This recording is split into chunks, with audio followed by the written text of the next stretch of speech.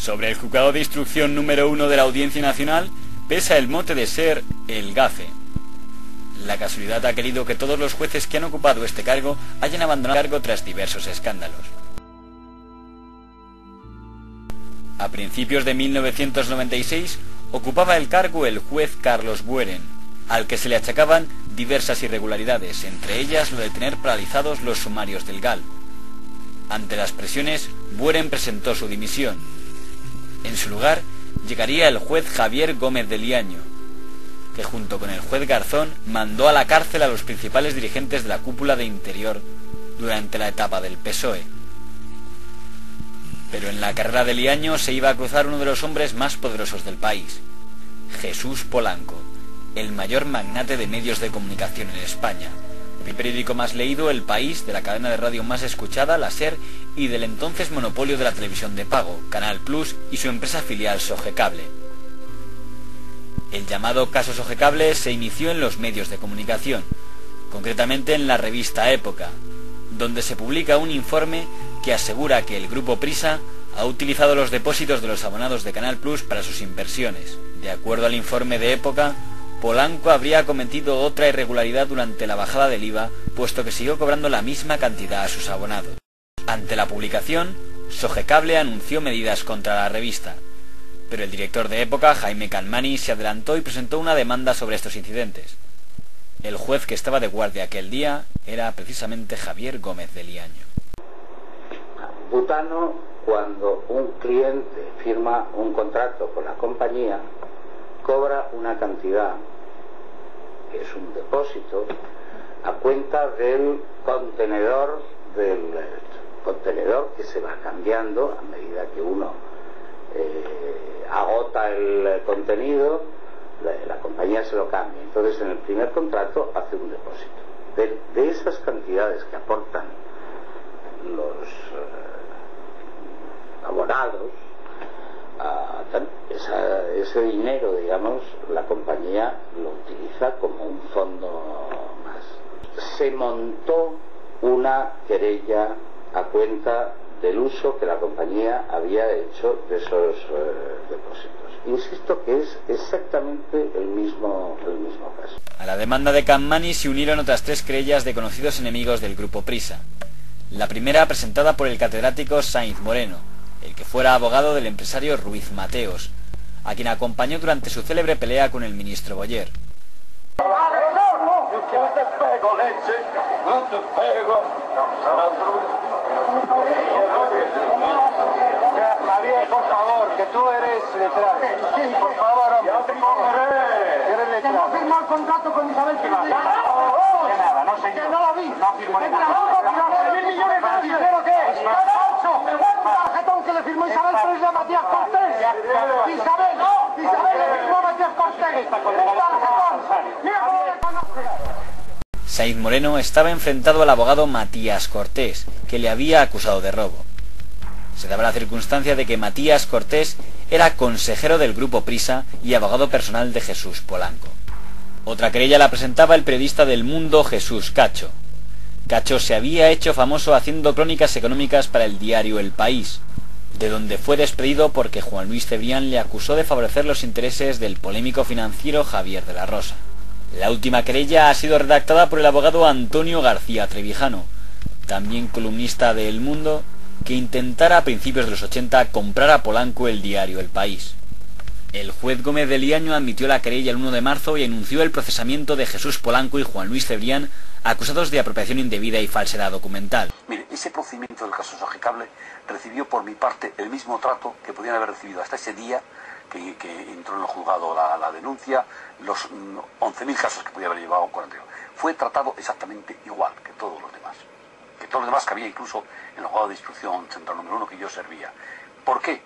Porque siempre tuve como norma que el juez de instrucción, para no empañar su imparcialidad, para no prevenirse, para que nadie pudiera decir que tiene un prejuicio en la investigación, tenía que hacer y debe de hacer aquello que el Ministerio Fiscal, que representa a la ley, le indicase.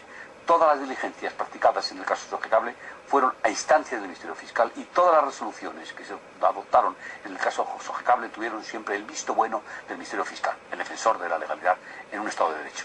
Los medios del Grupo Prisa inician una campaña que asegura que es el gobierno del PP de José María Aznar los que están detrás de la instrucción y de las querellas.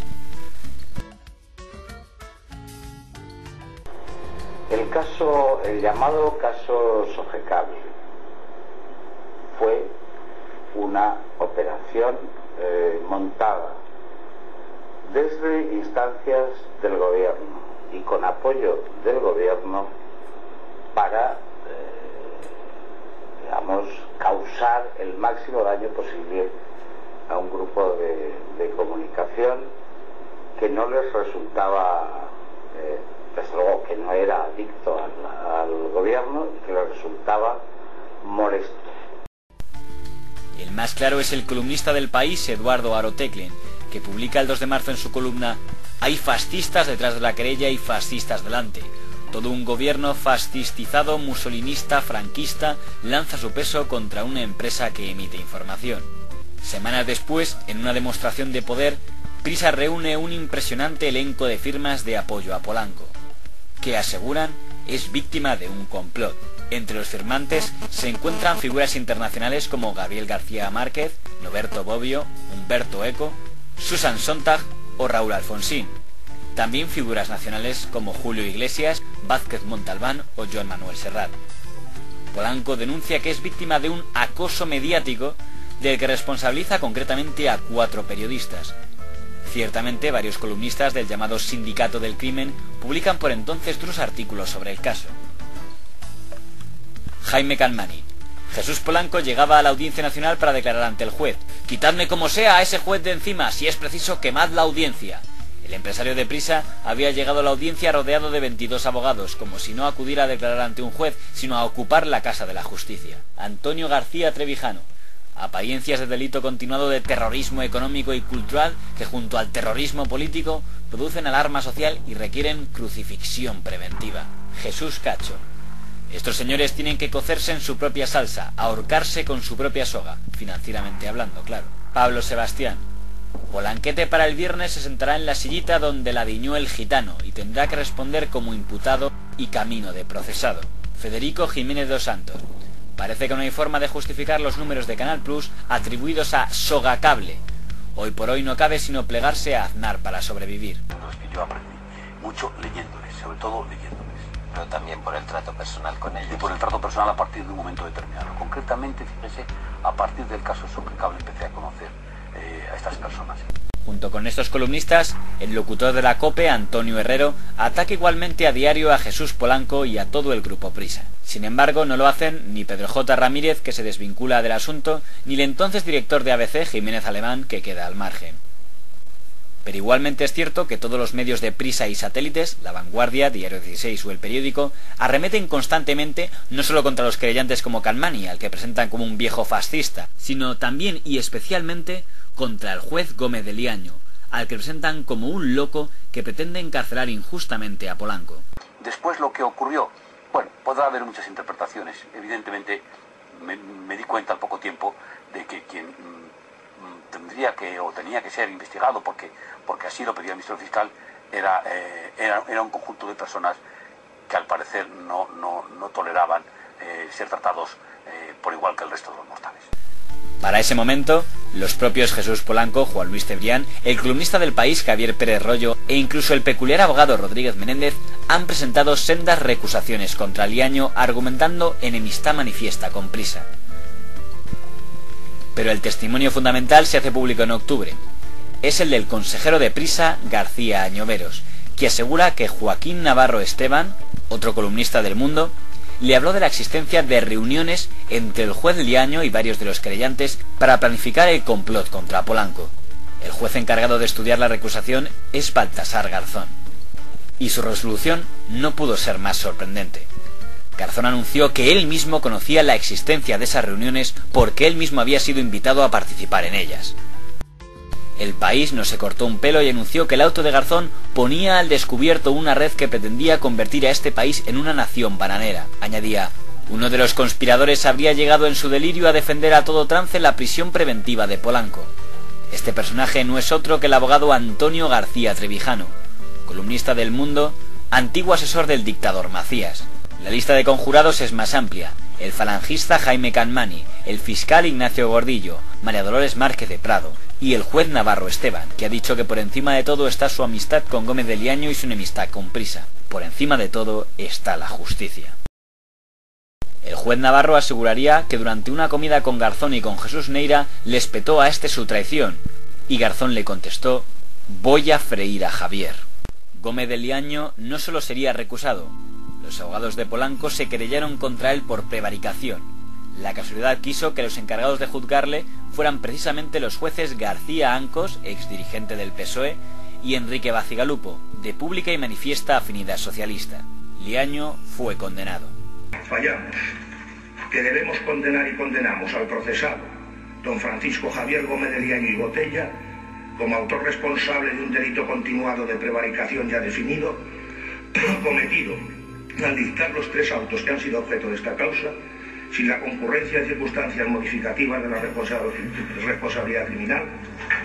El Tribunal Supremo consideró que Javier Gómez de Liaño, entonces titular del juzgado número 1 de la Audiencia Nacional, había cometido un delito de prevaricación, el más grave por el que se puede condenar a un juez. Fueron 2 personas que a mí me produjeron una profunda decepción. A mi manera de ver, creo que dictaron en mi contra una sentencia profundamente injusta y que no fue sentido de justicia lo que imperó en aquella resolución, sino otra cosa muy alejada a la justicia. No voy a hacer recuento de la guerra desatada por el Partido Popular y el presidente Aznar, ni de la actividad judicial que acabó con un juez delincuente fuera de la carrera e indultado posteriormente por el gobierno Aznar. En el año 2000 el gobierno del Partido Popular indultó a Gómez de Liaño. Aún entonces, la reacción de Prisa y PSOE fue de total indignación.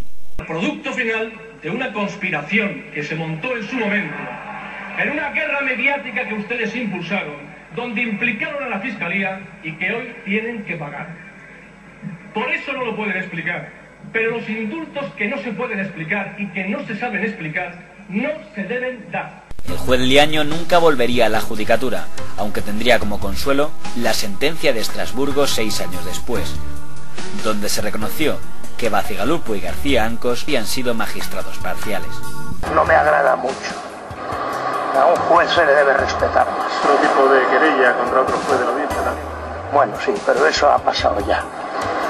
Sin embargo, si el caso Sogecable fue un intento de hundir al grupo Prisa, fracasó y el llamado Jesús del Gran Poder se mantuvo al frente de su imperio hasta el fin de sus días. Es muy difícil ser neutral, cuando hay una de las partes en que vale todo.